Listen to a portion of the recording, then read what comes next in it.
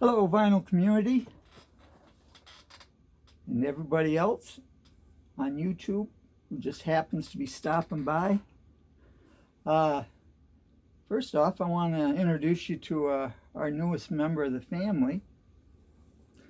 This cute little stinker butt is Hope. Hope is a Yorkie poo. Say hi. Can you say hi? Hello. She's a lot of fun, but boy, is she a handful. Shooting all around the house, chewing everything, you know.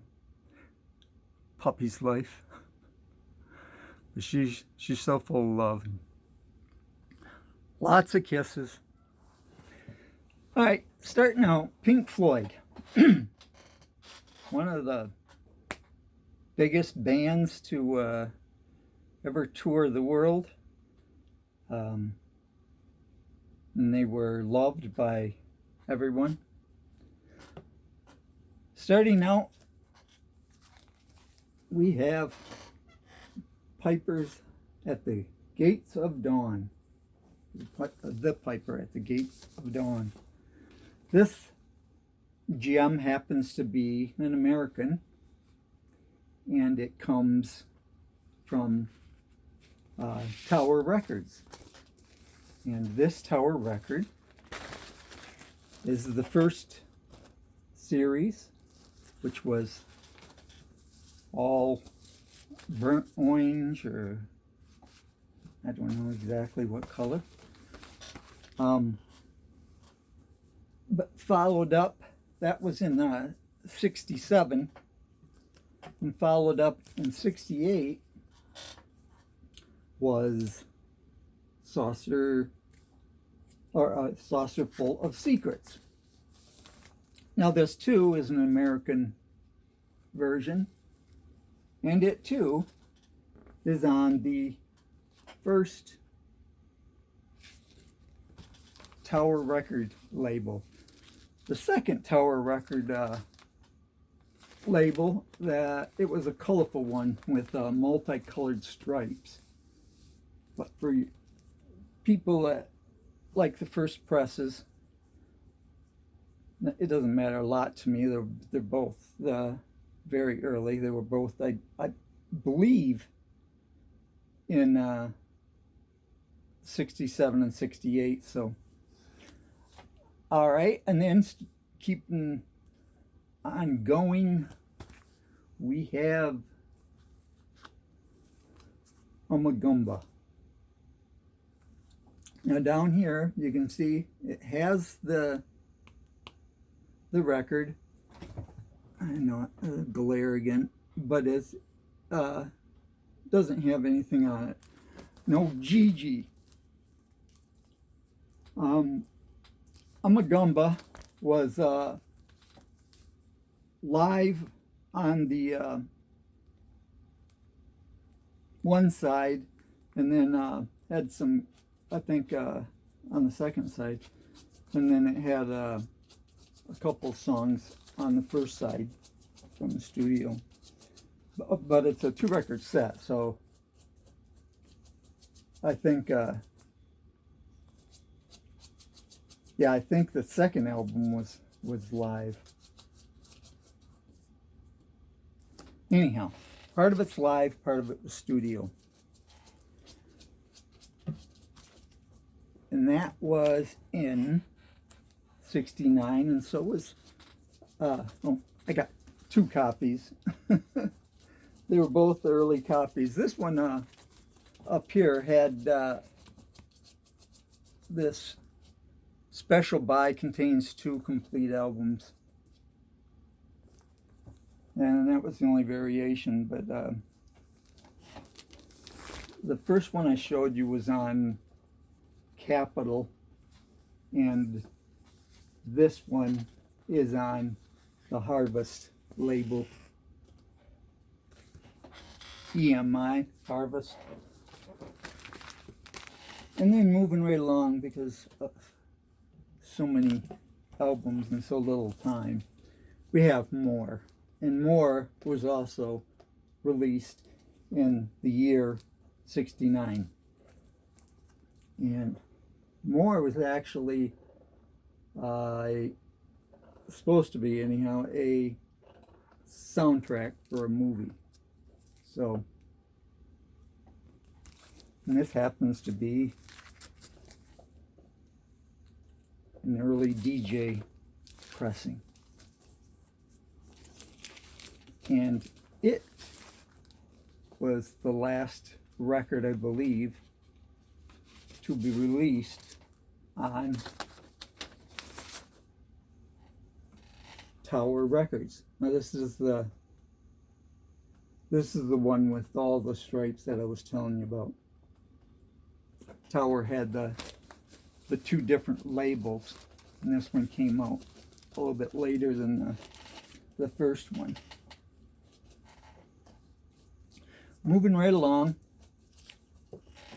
in the year 1970, we have Atomic Heart Mother. And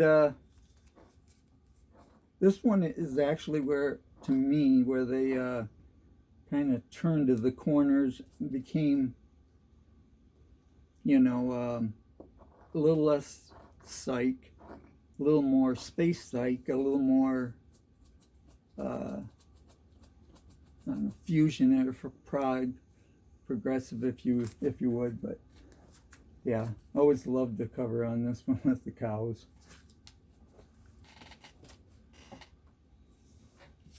And next we have Relics. I love this album. It is an awesome collection of some of Pink Floyd's earlier music. And I actually have this head as a bottle opener. I believe that's what it was when they took the picture. Cast iron. And this one is on Harvest. And moving right along, we have Metal. This one also is on Harvest. And Metal was also released in 1971, just like that Relics album. Then we have a bootleg. Now, Pink Floyd was one of the most, bootlegged band of the time. A lot of other bootlegs. Dylan had a lot of bootlegs. Led Zeppelin came along, and they too had extremely large amount of bootlegs. Many bands do, but Pink Floyd was up near the top as far as bootlegs. This one was recorded from 1971, and a lot of their bootlegs were off the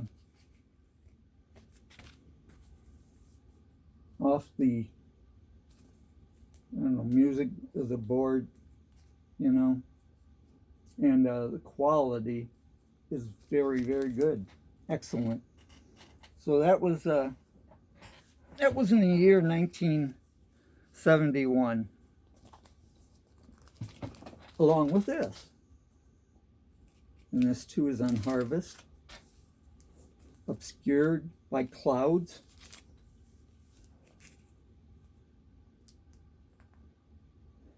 It's music from the film The Valley, so it was another soundtrack, if you would.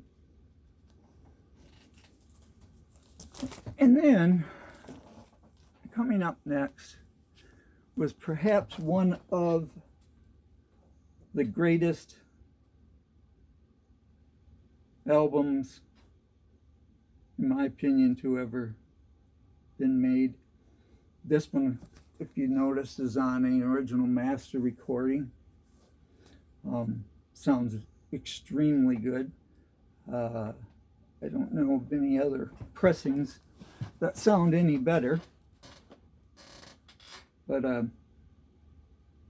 yeah, I'm really proud to get a copy of this. I've had a couple of them. This came out in 1973. And it happens to be, a little trivia here, the second album that I ever bought with my own money. So the first one was Rolling Stones, Let It Bleed.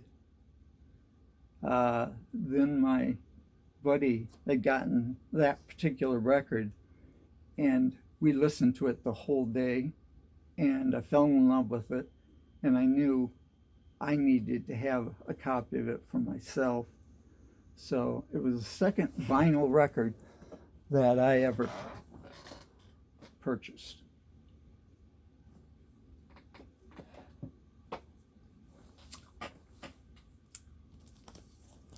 Next, we have A Perfect Pair. Now, there was different variations to this album too. One of them was to cover up this, because it had a lady on it that was naked. Another one was this dental surgeon never gave them the rights to publish the picture of his name. So that picture is either switched, or mostly they just covered it up. And I believe that's made them all happy. Hi, Bo. Want to say hi again? Next up, we have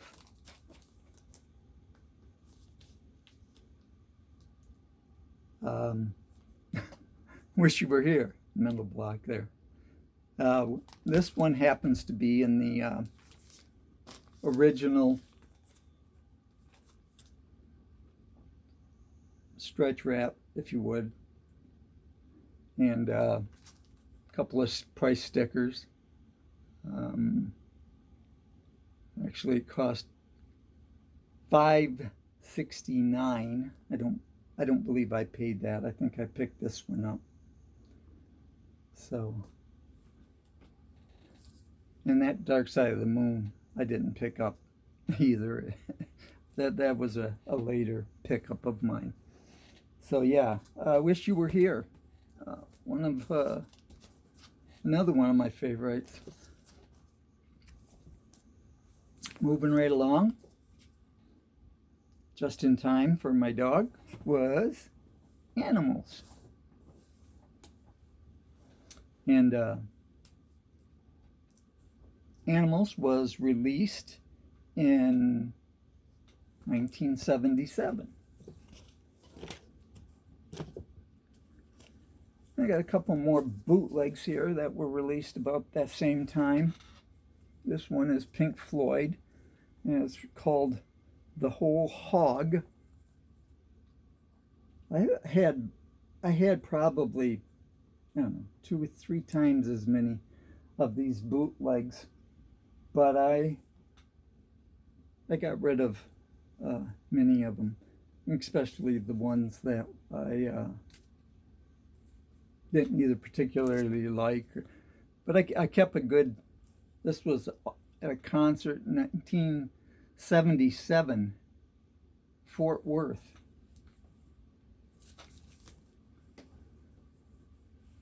And next up, this arguable. Anyhow, this too has been thought of as Pink Floyd's greatest work of art. This is on Columbia, and The Wall. It's Roger Waters' baby for the most part. A lot of tension started up in the band around that point in time. Here we have a collection of great dance songs. I guess if you're wasted and you're going kind of shut your eyes and just walk around like a zombie listening to Pink Floyd. I don't know. It's not much of a dance music, but that's what they called it. I think just for kidding around. And then we have Pink Floyd, The Works. Very good compilation of songs, mixed of some old songs and some newer songs. And we also have, this is the wall, but this is the film, it's called. And these are songs that were taken right from the film of The Wall. And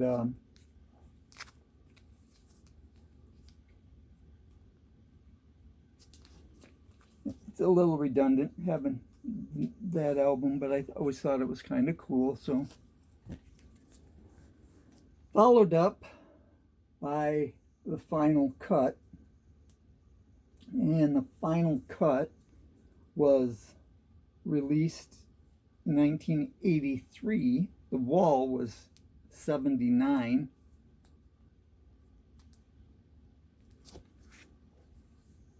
And you ask me where I'm getting the dates. And the dates that I am quoting are dates from Discogs and the people who research them there. So this happens to be probably my gem of my Pink Floyd. The album Pompeii. This is an original pressing. It is kind of rare. I believe they didn't make many copies. It's on a kind of a strange label here. Agard Ruba Bande. Always laugh. Everybody makes the statement that, well, where's Steve Carlson? He could help me with the pronunciations here. Steve, where are you? I think he'll stop by in a few days. I know he's still probably hungover from the wedding, I believe last Saturday. His son got married. Here we have Signs of Life, another unofficial release of an album. It has some of the greatest songs on this. Just everything up until this point in time, it has some of the best songs, or the best, the biggest hits, if you would. And it's on 3 records. So 3 vinyl records full of music from Pink Floyd. If you just wanted to add Pink Floyd to your collection, that would be a good album, just if you didn't want to spend that money on all of them. I like this album too. The name of it, of course, it's called The Dark Side of the Moo, like a cow makes. And it is a bootleg concert. I'm not sure exactly where the concert was. If somebody wanted to add it to the comments, you feel free. But it was released in 1986. So there would have been a concert probably just prior to that.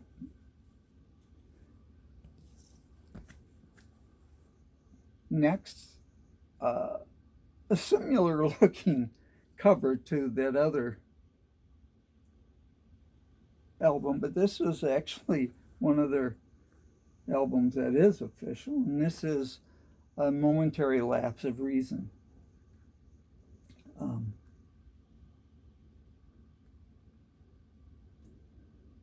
Got a song called A New Machine, which takes up pretty much the second side, and then a few other songs that were previously unreleased, I think.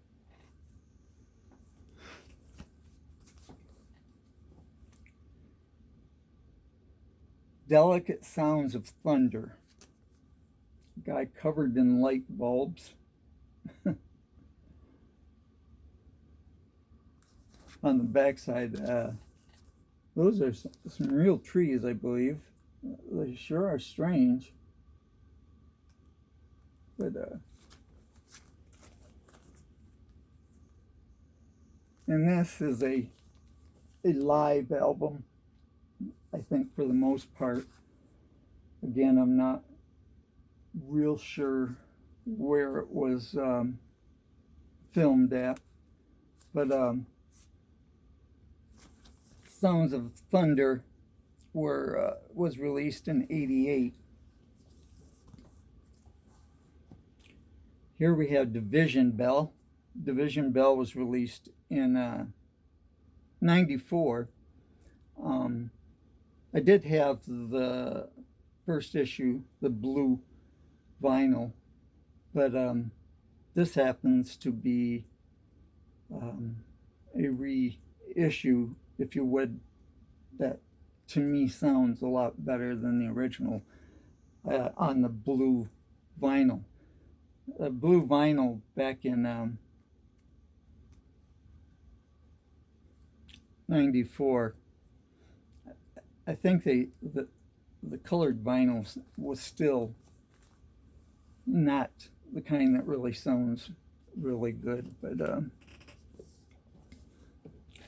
then we have Pulse. This is a 4 record in a little book. I'm not going to show it all. I mean, I'm sure you can find somebody who's did a unboxing, if you would, of Pulse, but it's excellent. Very good. I don't have the box set Echoes. I've been looking for it, trying to find a decent price. Really hard. It runs up in around 300 or more, so maybe they'll reissue that soon. That would be nice. Hit myself. This is a remastered copy of Dark Side of the Moon, and it happens to be the anniversary, 40th year anniversary, back in 2013. Has all the goodies, and this is still sealed. And then we end Pink Floyd with their last studio album that was released, and this one is called The Endless River. Good record to put on as you lay in bed at night and try to go to sleep. It is very dreamy and very, very few, if any, vocals. I don't even think there is any vocals. Well, we're running late here. We're already at 24 minutes. I'm going to show you some of the other stuff real quick. I don't have a lot of Roger Waters, but this is a live version of The Wall in Berlin. And this is his first copy. The Pros and Cons of Hitchhiker. Oops, you're supposed to cover it up. And then this is Rick Wright of Pink Floyd. And this is an album he put out called Wet Dreams. And of course it is a promo copy. Now my real love of the people that was in Pink Floyd would be David Gilmour. Here's a copy of his first album. Copy of his second album. Oops, actually, about face. And here's a live album. No Way Out. You see here he has long hair. And, ooh, got a haircut. This was recorded live in concert at I don't know where for sure. Second.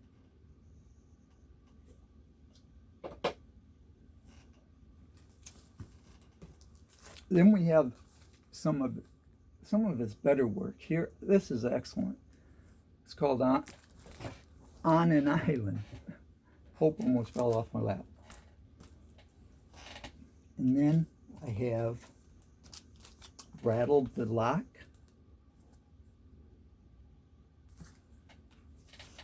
And then I have The Orb is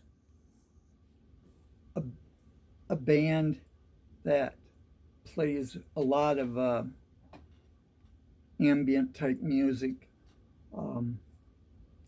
David Gilmour set in when they made this album, and it is excellent. I like it.